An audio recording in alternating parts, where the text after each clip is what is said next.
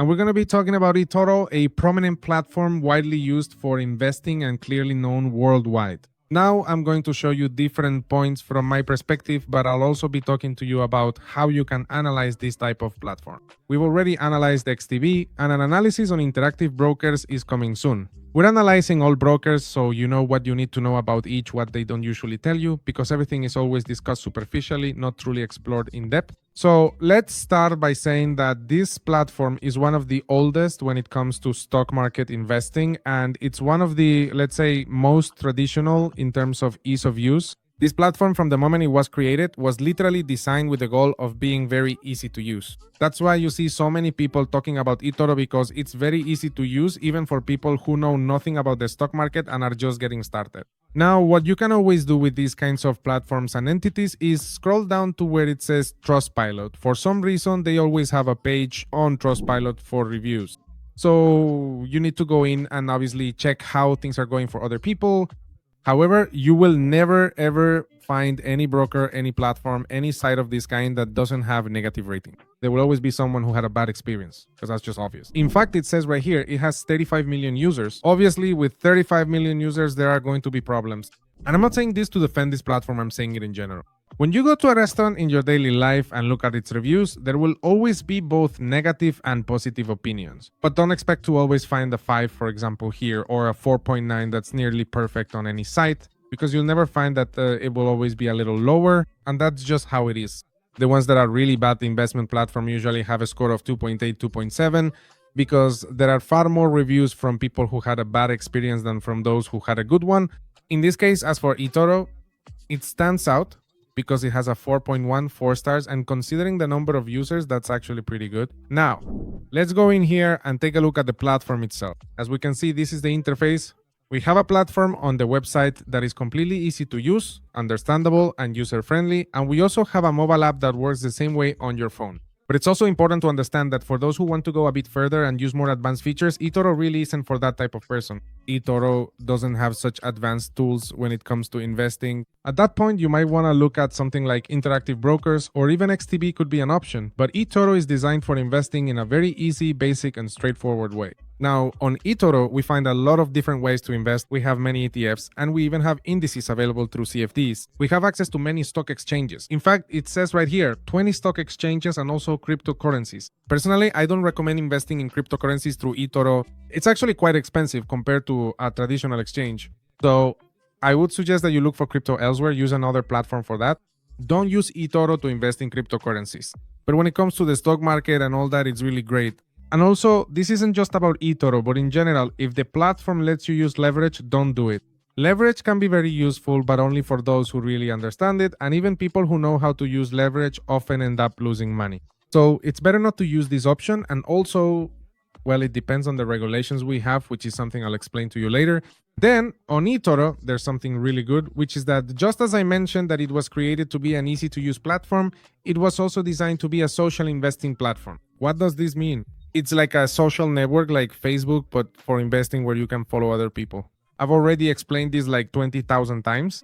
If you don't fully understand, please go to my channel and look for Más Finanzas Copy Trading, and there you'll certainly find how to use this, how this copy trading thing truly works. But in short, for example, this particular person who appears here, if I want to copy their portfolio and copy their moves, if that person invests 20% of their portfolio in Nvidia, for example, then 20% of my portfolio will also be invested in whatever they invested in this specific case, Nvidia, and so on and so forth. And this is very useful for people who don't want to worry about investing direct blood, that's in quotes. Because you do have to worry, obviously, when you're following someone else's moves, even if it's done automatically and you don't have to do anything at all. Not everyone is perfect, or rather, no one is perfect when it comes to investing. And so when you're investing, it could happen that the person you're following starts making bad decisions, their performance keeps going downhill, and you end up losing all your money.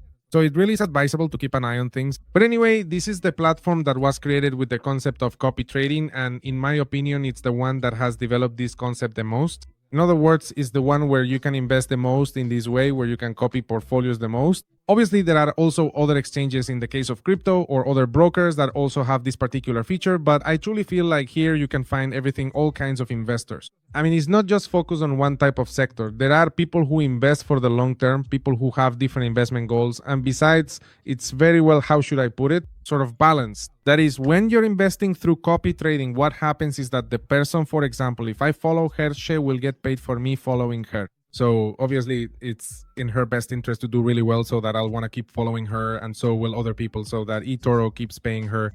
And if she has fewer followers, then obviously she'll get paid less. That's why these people also have the goal of achieving very good returns, not just for themselves and their portfolios, but because if they have a strong portfolio and good profits, clearly more people will follow them. The other thing is the topic of education. So on eToro, we find a lot of information. However, until recently, I noticed that almost everything was in English. For Spanish, we hardly find anything, but I recommend that you come here. If you don't have much knowledge about investing, click on Start Learning Now, and here you'll find quite a few things, but within what's available compared to other brokers, it doesn't have that much information, especially in Spanish, that could be useful to us.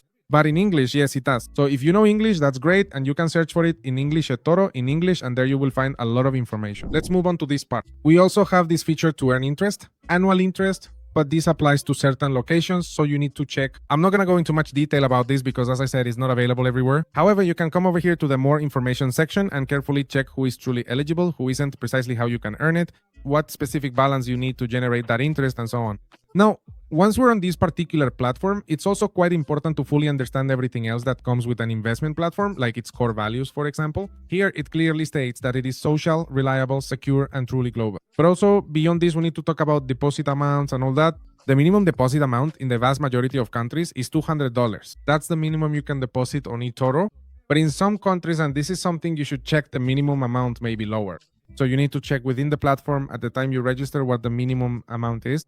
But generally, in the vast majority of countries, it's $200.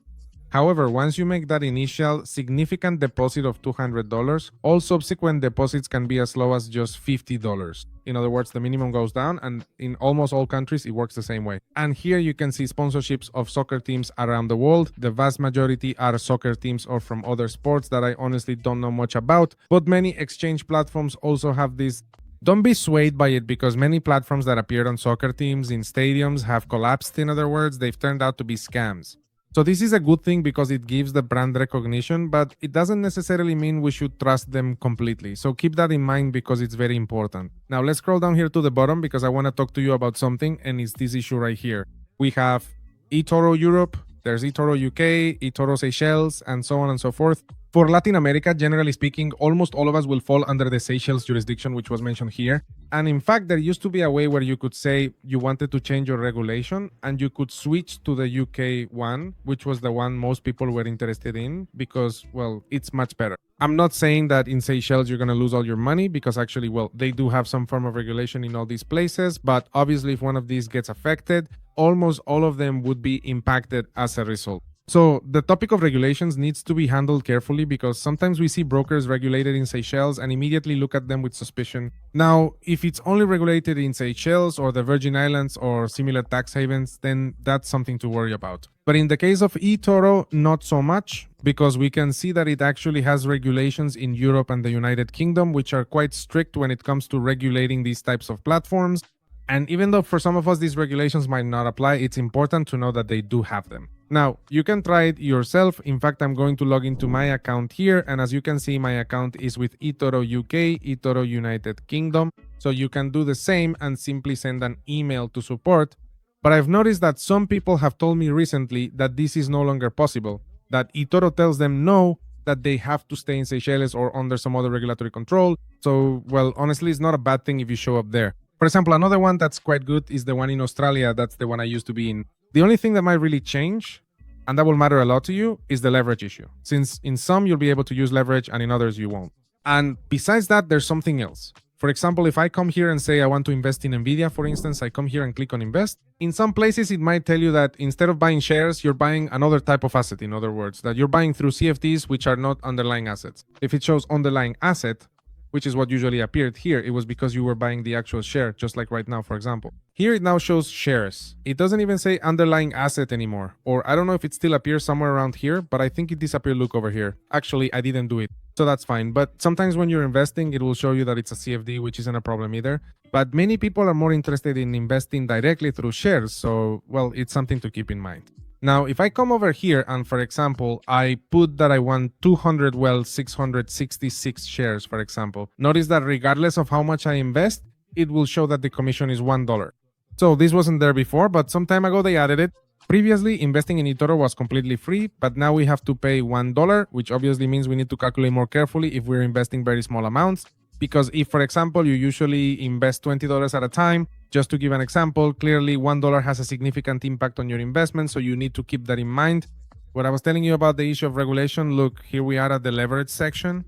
Here, this appeared like this for me because my account is in the United Kingdom, as I mentioned, but if your account is in another country, it might not even give you the leverage option. It might only show you 1x, or it might show you much higher leverage. This already depends directly on you, but under the regulation I'm under, they don't allow more than 1 to 100 leverage. And now I'm going to show you what I was saying about CFDs. For example, if I search for an index direct, not the ETF like the S&P 500 ETF, but the index itself, this one, notice that obviously there isn't an index you can invest in directly. There are ETFs to invest in indices, but you can't invest in the index itself.